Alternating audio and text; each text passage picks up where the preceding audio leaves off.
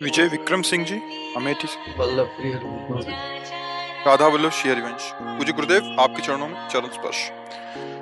महाराज जी, इनका शायद एक प्रश्न है कि राजनीति में मतलब भ्रष्टाचारी और अपराधी धनवान के सहारे जल्दी उच्च पद प्राप्त कर लेते हैं। एक सच्चे और ईमानदार के लिए हमारे यहाँ प्रश्न का उत्तर पर्सनल साधना का दिया जाता है।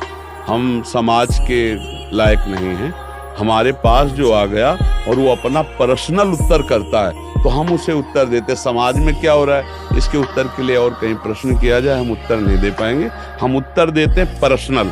आपको साधना में क्या परेशानी है, आपको भगवत उपासना में क्या परेशानी है, या आप राजनेता हैं तो आपको पर्सनल क्या परेशानी है, उस पर हम उत्तर देते। समाज में भ्रष्टाचार हो रहा है, इसका उत्तर नहीं देते। भ्रष्टाचार समाज में जानते हो कौन करता है? हम ही आप। अगर हम आप सुधार अपना करना शुरू कर देना एक एक, तो भ्रष्टाचार खत्म हो जाएगा। हम उसको अंगुली कर रहे हैं, वो भ्रष्टाचारी, वो उनको अंगुली कर रहा है, वो भ्रष्टाचारी। हम अपने आचरण सुधार लें तो हमारा सब भारत पूरा सुधर जाएगा। हम अपना सुधार ले, आप अपना सुधार लो, आप अपना सुधार लो, तो हमारा एक समुदाय सुधरना शुरू हुआ तो धीरे धीरे पूरा समुदाय सुधर जाएगा। हम लोग क्या हैं, हम दूसरों को अंगुली करते हैं कि वो चोर है, लेकिन हम खुद चोर हैं। हम चोरी नहीं सुधार पाते। हमारी थोड़ी कड़वी बात लगेगी। हमारा उद्देश्य है एक एक सुधरो, सब सुधर जाएंगे।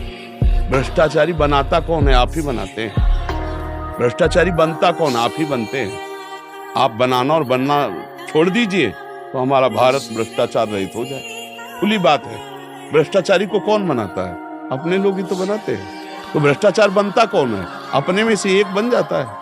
तो उसी का हमें सुधार करना है। अच्छा, हमारे यहाँ क्या है, क्योंकि अध्यात्म की चर्चा होती है तो हम उससे राजनीति तौर तरीके पे नहीं ले जाना चाहते। यहाँ अगर कोई राजनीतिक भी आता है तो पर्सनल बोलिए। आप अपने पद में क्या त्रुटि कर रहे हैं, आपको क्या सुधार करना है, उस विषय में बोलिए, तो हमारी चर्चा रंग लाएगी।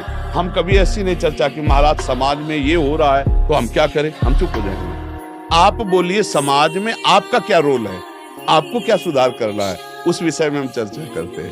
क्योंकि प्रेजेंट आप हमारे सामने हैं वर्तमान में। आप उत्तर लीजिए अपने को लेकर के। समाज को सुधार के लिए हम योग्य नहीं है। हाँ, समाज के सुधार के योग्य नहीं। और आज अगर समाज सुधर रही है, आपको अगर दिखाई दे रहा हो तो अगर समाज सुधर रही तो वर्तमान के ही उपदेश से सुधर रही है। यहाँ किसी की निंदा नहीं, किसी की अवहेलना नहीं। डांट है तो आपको है, सामने बैठे हो। अब आप कोई भी हो, हमारे लिए उससे कोई फर्क नहीं पड़ता। आपका सुधार होना चाहिए। बड़े बड़े जज, बड़े बड़े वकील, बड़े बड़े अधिकारी बैठ करके तो अपना प्रश्न कीजिए, क्योंकि आप ही समाज हैं। आप सुधर गए ना तो समाज सुधर जाएगी। तो हमें लगता है हम लोगों को स्वयं का सुधार करें तो हमारी समाज सुधर जाएगी। समाज कौन है? हम ही 4 लोग मिलके तो समाज है। समाज का नेता कौन है? हमारे में 104 लोगों में एक तैयार होता है। तो हमारी बुद्धि भ्रष्ट है तो हम भ्रष्टाचार युक्त है, और सत्य है तो सत्य मार्ग के प्रतीक है। तो अगर हम 4 सुधरेंगे ना तो हम 40 को लपेट लेंगे सुधारने में, और 4 बिगड़ेंगे ना तो 400 को लपेट लेके बिगाड़ने में। आप देख लो ना, एक बच्चा गंदी आदत का होता है, सैकड़ों बच्चों को गंदी आदत सिखा देता है। और एक बच्चा अच्छा होता है तो सैकड़ों को संभाल लेता है। तो हमको चाहिए कि हम जो 4 लोग सत्संग में बैठे, अगर यही सही हो जाए तो हम बहुत हिस्सा भारत का सुधार लेंगे। तुम 4 को संभालोगे, तुम 4 को संभालोगे तो हमारा भारत सुधर जाएगा। पर हम लोगों की बुद्धि मारी गई है। हम खुद सुधरना नहीं चाहते, दूसरे को सत्यवादी और हम झूठ बोले।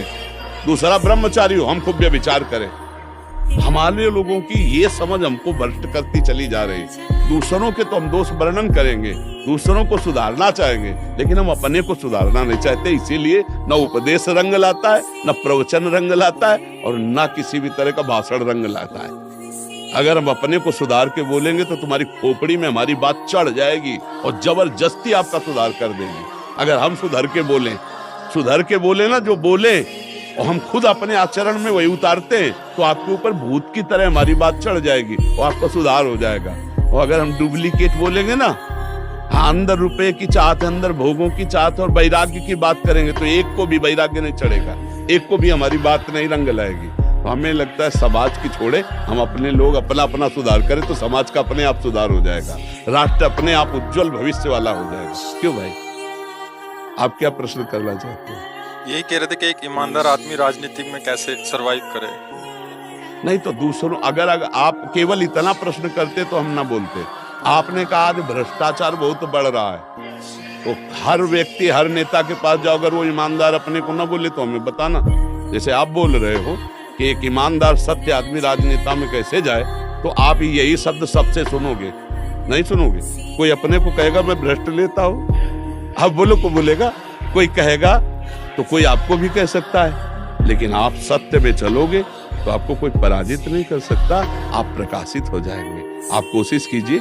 हमारे आपको कोई पद मिला है अभी तक? जी महाराज जी, मैं पूर्वांचल विकास बोर्ड का सदस्य हूँ, उत्तर प्रदेश सरकार। तो आप अपने पद का अगर सच्चाई से पालन कर रहे हैं तो भगवान देख रहा है, समाज देख रहा है, तो आपको आगे उठाने के लिए भगवान तैयार है। बस महाराज जी ईश्वर की इच्छा मान कर। हाँ, भाई ये ध्यान रखना कि अपने पद का प्रयोग अपने लिए नहीं होता है, समाज के लिए होता है, और हर पद समाज का सेवक होता है।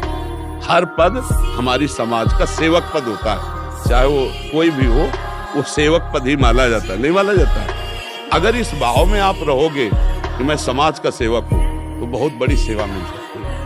और अपने सुख की आकांक्षा लेकर किसी पद में जाना, मान प्रतिष्ठा धन संपत्ति, वो हमारे राष्ट्र की सेवा नहीं कर पाएगा। और जब अपने पद की आकांक्षा का त्याग करके राष्ट्र में गए, तो फांसी के फंदे को भी ऐसे गले पे डाला है जैसे ब्याह का जयमाला डाला, वंदे मातरम, और ऐसे फांसी के फंदे डाल के झूल गए। जब देखा लड़ते लड़ते चंद्रशेखर आजाद जी ने कि अब मैं दुश्मनों के चुंगल में फंस जाऊंगा, तो अपने को शूट कर लिया। तुम जिंदा हमें नहीं पा सकते हो, हम भले मृत्यु को स्वीकार करें, पराजय को स्वीकार नहीं करते। राष्ट्र सेवा की भावना जागृत हो जाए तो प्राण बलिहार करना भी उसके लिए पुष्प जैसा होता है। ऐसे हमारे राजनेता हमारे राष्ट्र को सुख पहुंचा सकते हैं, लेकिन राष्ट्र पदवी का भोग करने की वासना वाला फिर तो नहीं हो सकता, नहीं हो सकता ना।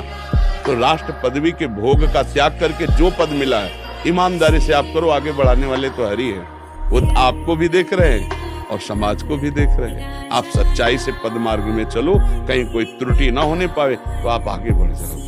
पहला शब्द आपका निकला ना कि भ्रष्ट हो, तो इसलिए मुझे थोड़ा चिड़चिड़ा लगा कि मैं दूसरों को अंगुली ना करूं, दूसरों को अंगुली ना दिखाऊं।